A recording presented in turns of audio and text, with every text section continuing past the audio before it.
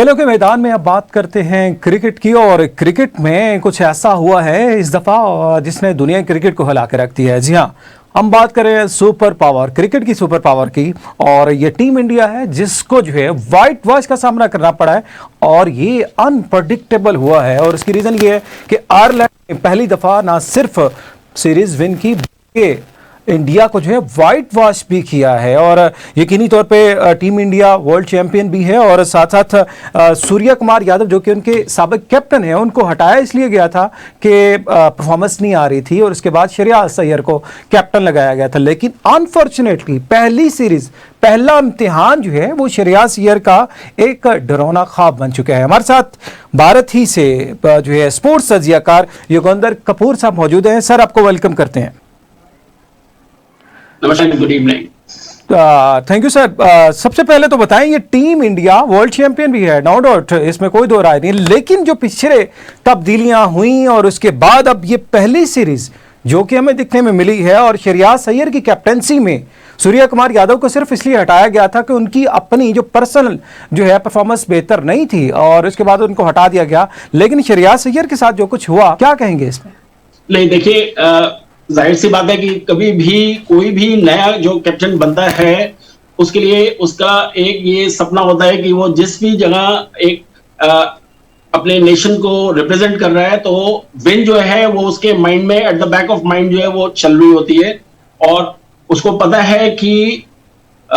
ये उसका सिर्फ एक टेस्ट ही नहीं है, उसके साथ साथ जो है उसकी लीडरशिप की क्वालिटी का भी टेस्ट है। और उसमें यह है कि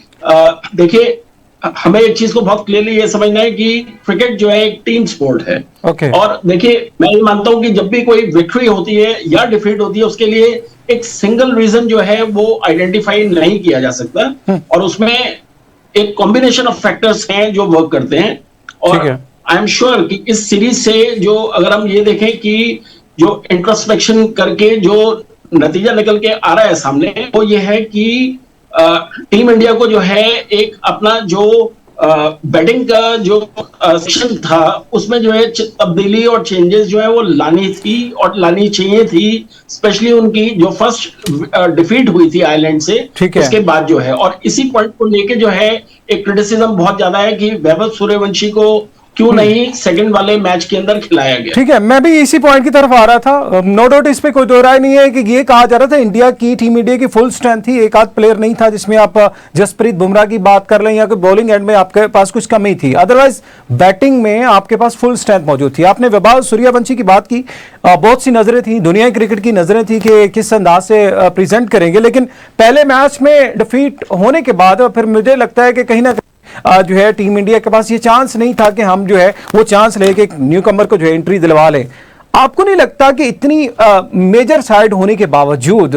कहीं ना कुछ तो ऐसी गड़बड़ है कि श्रेयस अय्यर की कैप्टनसी के अंदर और प्लेयर उस तरह से जो है वो जेल नहीं अभी हो पाएगी? आप कहीं ग्रुपिंग की कोई आवाज नजर आ रही हो आपको? देखिए, एक चीज को हमें बहुत क्लियरली समझना है कि T20 का जो फॉर्मेट है उसमें ये जाहिर सी बात है और इसको मेजरली जो है जितने भी एक्सपर्ट्स हैं वो एग्री करेंगे कि अगर आप एक फॉर्मिडेबल स्कोर नहीं बना सकते हैं अपने टीम के लिए तो आपको बहुत चैलेंजेस जो है वो आएंगी एक मैच को जीतने के लिए जो है। यहां पर अगर हम आज सिचुएशन ये देखें कि इंडिया ने जो है दोनों ही मैचेस में अपनी तरफ से शुरुआत में जो बॉलिंग अच्छी करके प्रेशर डाला था, लेकिन हमने ये देखा कि वो उसको कंसोलिडेट नहीं कर सके और उसका नतीजा ये रहा कि दोनों ही मैचेस में आयरलैंड ने बाद की स्टेज में जाके स्कोर जो है वो एक बेसिक फॉर्मिडेबल जो है बनाने में वो कामयाब रहे। यहां पर जो मैं ये देखता हूं कि इंडिया की बॉलिंग से ज्यादा जो है जो बैटिंग का जो हमारा लाइनअप था उसने जो टॉप बैट्समैन है हमारे, खासकर जो टॉप 4 बैट्समैन हैं, उन्होंने जिस तरीके से डिसअपॉइंट किया है तो मैं ये मानता हूं कि उसका जो खामियाजा कहिए या नेट रिजल्ट जो है वो ये रहा कि टीम जो है वो उस जो बैकवर्ड सिचुएशन में वो आए उससे वो बाहर नहीं निकल के आ पाए। तो सर एक चीज तो ये देखे ना, आपने आईपीएल में एक टारगेट सेट कर दिया कि 250 जो है वो इजीली जो है वो T20I में हो रही है और यही जो है प्लान जो है गौतम गंभीर की जानब से प्लेयर्स को दिया गया कि 200 प्लस के स्ट्राइक रेट से खेल रहे हैं। अभिषेक शर्मा आती पहली बॉल पे घुमाया, पता नहीं बॉल कहां जा रही है और बॉल थोड़ा सा घुमा कैच दे बैठे। मतलब फ्लैट ट्रैक्स पे तो टीम इंडिया इट्स स्पिन के बेस्ट खेल रही है, थोड़ी सी मूवमेंट आई है और वही आपसे 148 नहीं हुए और 179, मतलब रन्स इतना बड़ा टारगेट नहीं था जिसको ये नहीं कहा जाता कि टीम इंडिया चेस ना कर पाए। तो कहीं ना कहीं आपको लगता है कि ये वाला जो पहलू है वो भी मौजूद है कि फ्लैट ट्रैक्स पे तो टीम इंडिया बिल्कुल ठीक खेलती है, थोड़ा सा जो है पिच में टर्न आया तो सारी बैटिंग लाइन प्रॉब्लम कर गई। करेक्ट। और देखिए, मैं ये मानता हूं कि अगर हम ये देखें कि यहां पर एक चीज जो मैं कहता हूं टीम इंडिया की जो एक्सपोज हुई है वो ये है लैक ऑफ एक्सपीरियंस। और उसमें जो है, क्योंकि यंगस्टर्स हैं, चाहे टीम मेंबर्स का लें चाहे इवन कैप्टन का लें हम, क्योंकि देखिए आपको एक चीज बहुत जरूरी समझनी है कि अगर आप किसी भी नए एनवायरनमेंट में जा रहे हैं और जहां आपको पता है कि जो बॉलिंग है वो जो है एक अपने आप में ज्यादा की होल्ड करती है इन टर्म्स ऑफ उस एनवायरनमेंट में जहां पर आप जानते हैं कि स्विंग जो है बॉल का वो जो है वो आपके हिसाब से, या क्योंकि आप खेले हैं फ्लैट पिचेस के ऊपर, और जब आप ऐसी पिचेस पे जाके खेलते हैं जहां पे स्विंग जो है दोनों ही तरीके से, इन स्विंगर और आउट स्विंगर जो है वो इस तरीके से होती है कि जिसमें अगर आप अपने आप को शुरू में ठीक से बैलेंस नहीं कर पाए तो आप जो है वो ये देखेंगे कि उसका नेट रिजल्ट ये होता है कि आप खुद तो अपने आप को कंसोलिडेट नहीं कर पाए, उसमें जो खमियाजा टीम के ऊपर होता है, जो मेंटल मोरल है वो जो है वो धीरे धीरे डाउन हो जाता है। और वो हमने ये देखा क्योंकि इस टीम के अंदर एक लैक ऑफ एक्सपीरियंस था in terms of playing in foreign environments. देखिए तो सर मतलब कौन से ऐसे प्लेयर हैं, फिर आप ये बता देना कौन से ऐसे प्लेयर हैं जिनको होना चाहिए था, मतलब इट्स मीन कि आपने, मुझे तो लगता है और तो सब लोग यही कह रहे हैं कि जो स्ट्रेंथ थी ऑलमोस्ट कंप्लीट थी। अब उसमें सूर्य कुमार यादव की कैप्टनसी में वो जीते आए हैं और श्रेयस अय्यर की कैप्टनसी थी तो पहली सीरीज भी हार गए। अब इसमें बैटिंग लाइन में तो कोई ऐसा प्लेयर नहीं है जो आप कह सकते हैं बहुत ही न्यू कमर था। संजू सैमसन मौजूद थे, अभिषेक शर्मा मौजूद थे, ईशान किशन खेल रहे थे और इसी तरह आपके तिलक वर्मा भी मौजूद थे। इट्स मीन के स्ट्रेंथ तो पूरी थी और इतनी भी अनमेच्योर साइड नहीं थी, लेकिन प्रॉब्लम इज दिस कि यहां पे थोड़ा सा टर्निंग मिला, विकेट के ऊपर थोड़ी सी जान आई है तो उसने सारा जो एक कहते नहीं एक ऑरा एक बना हुआ था कि टीम इंडिया जो है वो 250 के माइंडसेट से खेलती है तो वो सारी निकल गया। देखिए यहीं पे आके मैं ये फील करता हूं कि एक एक्सपीरियंस जो है वो एक बहुत मेजर रोल प्ले करता है, क्योंकि उसमें चाहे आपका सिलेक्टर्स हैं, चाहे टीम मैनेजमेंट है, चाहे आपका कैप्टन है, उनको आपको ये आपके मेंबर्स को सजेस्ट करना बहुत जरूरी है कि देखिए आपका जो एक नेचुरल बैटिंग का स्टाइल है और जो आप फ्लैट पिचेस पे खेलते आ रहे हैं, जो आप नए एनवायरनमेंट में जा रहे हैं, तो आपको जो है एडजस्ट होने के लिए टाइम दिया जाएगा। आप जो है अगर इस तरीके की चीजें जो आप नेचुरल खेलते आए हैं और एक न्यू एनवायरनमेंट में जाके आप उसी तरीके से खेलने में बिलीव करेंगे तो उसका रिजल्ट जो है हम सबने देखा कि आप जो है कई बार मिस टाइम कर रहे हैं शॉट्स को, आप जो है कई जगह जो है जो आपको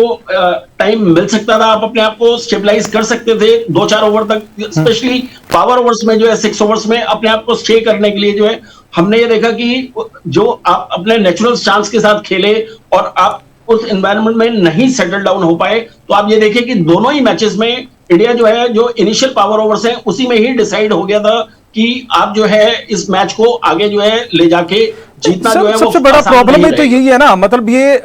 जो पावर माइंड और आप माइंड सेट की बात करें, सेट भी तो टीम इंडिया ने किया या उनके एक जो है वो कोचिंग पैनल ने सेट किया कि आपने जाती मार धाड़ करनी है और उसके बाद कोई पता नहीं है कि जी प्लेयर मतलब कितने आउट होते हैं कितने बचते हैं और ये फ्लैट ट्रैक्स पे तो ये चल गया, लेकिन ऐसा ही हुआ कि यहाँ पे आकर थोड़ा सा है। विभाव सूर्यवंशी की बात कर लेते हैं, बहुत सी बात की जा रही है और यही कहा जा रहा था कि उनके लिए अलग से प्रोटोकॉल्स भी अडॉप्ट किए जा रहे हैं, जो है एज उनकी ज़ाहिर है अभी 15 ईयर के पास है, तो लेकिन आपको नहीं लगता कि उनके पास भी इस तरह की ज़ाहिर है वो सिचुएशन आ सकती है अदर कंडीशन में जाके, और ये सारे सिनेरियो को अगर देख के उनको अगर लॉन्च किया जाता है, उनको अगर लाया जाता है टीम में, तो थोड़ा सा माइंडसेट चेंज करना पड़ेगा या फिर यही स्ट्रैटेजी है कि बस जाते ही पावर हिटिंग करना शुरू कर दें, कोई फर्क नहीं पड़ता चाहे आप फर्स्ट बॉल पे आउट हो रहे हैं या फिर आप रन्स नहीं भी कर पाए।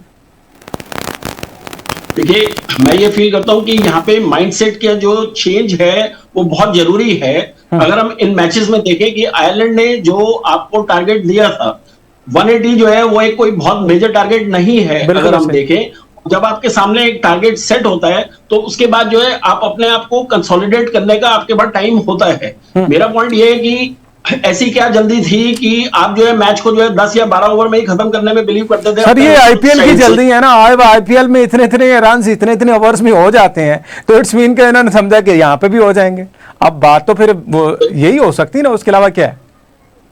नहीं, देखिए मैं यही बोलूंगा कि यहीं पे आगे जो है एक आपका टेस्ट ऑफ मेंटल टफनेस और एक मेंटल माइंडसेट जो है वो बहुत जरूरी है। और उसमें जो है, जब यंगस्टर्स हैं आपके साथ, जब नई टीम जा रही है और नए चेहरे हैं उसमें, तो उसमें आपके जो सीनियर्स हैं, जो आपके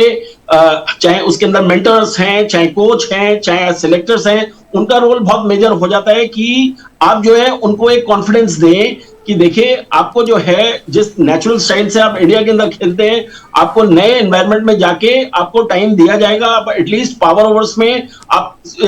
अपने आप को कंसोलिडेट करिए और उसके लिए हम आपके साथ खड़े हैं। लेकिन अगर आप उनको फ्रीडम देंगे तो आज हम देख रहे हैं कि उसका नेट रिजल्ट ये है कि टीम इंडिया जो है अपने पूरे ओवर्स भी जो है वो खेलना उनके लिए मुश्किल हो गया। ये सबसे बड़ा पॉइंट है। और बिल्कुल सीरीज तो हार चुके हैं, आयरलैंड से व्हाइट वॉश भी हो चुके हैं, और इसके बाद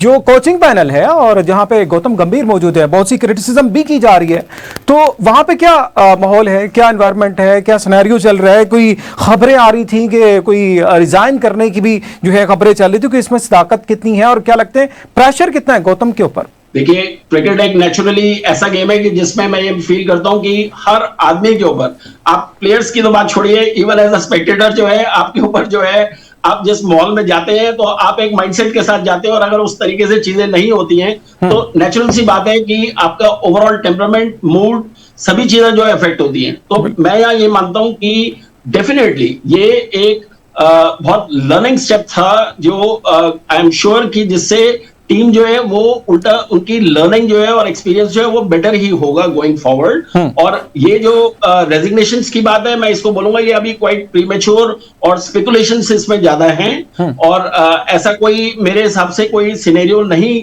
क्रिएट होता हुआ नजर आ रहा। यस, ये जरूर है कि आपको जो है स्टेप बैक करके आपको अपने टीम के अंदर जो है एक नया जो है कॉन्फिडेंस जो है वो बिल्डअप करना पड़ेगा, और उनको जो है टीम को ये महसूस, आपको कॉन्फिडेंस देना पड़ेगा कि हम आपके साथ खड़े हैं। आपको नए एनवायरनमेंट में जाके उसको एडजस्ट करने के लिए उसमें जरूरी है कि आप उसमें टाइम लगाएं, भले उसमें आपका जो नेचुरल स्टाइल है उससे आपको थोड़ा सा डिविएट भी करना पड़ेगा।